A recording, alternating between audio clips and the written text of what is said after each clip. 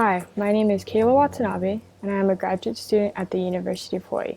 Today I'll be talking to you about my field experience site and lesson plan. I did my internship at Kapiolani Medical Center in the Food and Nutrition Department. Kapiolani Medical Center is one of 4 hospitals under Hawaii Pacific Health. This includes Kapiolani, Polimomi, Straub, and Wilcox. Hawaii Pacific Health's goal is creating a healthier Hawaii. Kapiolani Medical Center is recognized as Hawaii's leader in care for women and children and is Hawaii's only maternity, newborn, and pediatric specialty hospital. It is also a major teaching site for the University of Hawaii John A. Burns School of Medicine. My supervisor was Allison Bright. She is the clinical nutrition manager and oversees all of the dietitians. She is an RD and LD from Hawaii and got her undergraduate from the University of Hawaii. As the clinical nutrition manager, she oversees all dietitians and diet aides. She creates reports for each inpatient's calorie intake so that physicians can accurately distribute medication. Through this internship, I worked to get all the hospital's inpatient menu selections and made tube feeding and NICU formulas. I also worked closely with dietitians to create menus for patients with special diets. My career goals are to become a registered dietitian and to practice medical nutrition therapy at a hospital. I plan to finish up my didactic program in dietetics education requirements by the end of spring 2021, then apply for the dietetics internship programs. My dream program is at UC Davis or UC San Diego. The learning plan was used to create learning objectives that I wanted to object through the internship. I talked to my supervisor and also took notes on what type of skills are required to be successful as a dietitian.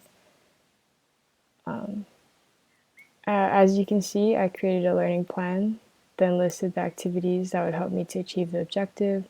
I then set a baseline that would allow me to know when I achieved the goal. The top 3 goals I set for myself were to effectively communicate with patients and physicians, learn proper food safety techniques, and to learn the different types of diets and how they can affect the patient's health. The lesson plan allowed me to gradually plan out when I would accomplish each activity.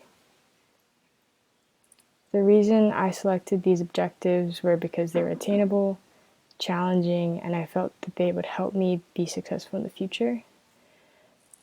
The hardest objective I set was achieving effective communication with patients. This took the longest to complete since I worked my way up to perfecting my patient interactions. I also completed a lot of readings and modules on food safety and have used proper food safety techniques. Learning proper food safety was essential to being able to make tube feeding and NICU formulas. My last objective was to learn about the different diets that were prescribed to patients.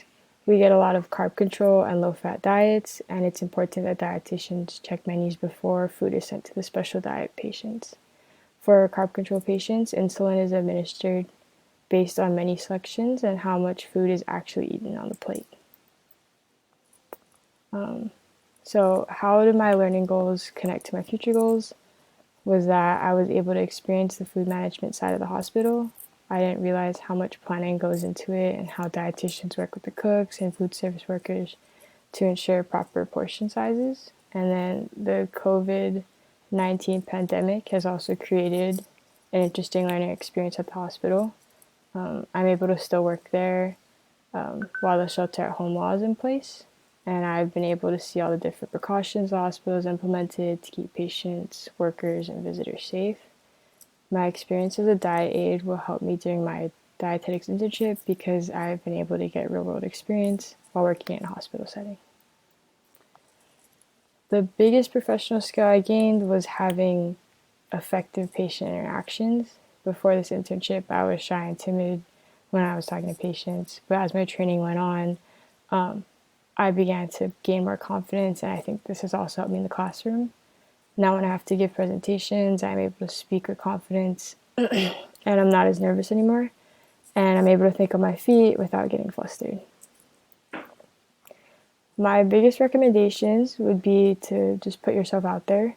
It's important that you do things that are out of your comfort zone. Almost all of the work I did was trying to talk to patients, nurses, and dietitians. And I was really nervous about it, but I was able to overcome it and it really helped me. And then I would also say to ask a lot of questions. Like, you can learn a lot from just asking why. There's really no dumb question when you kind of have to ask, and it's important that you ask the questions to get the answers. And then don't be afraid of constructive criticism. You're going to be given constructive criticism, and it's not meant to hurt you or your confidence. It's really just to help you in the future, so that you don't make the same mistake next time. Thank you.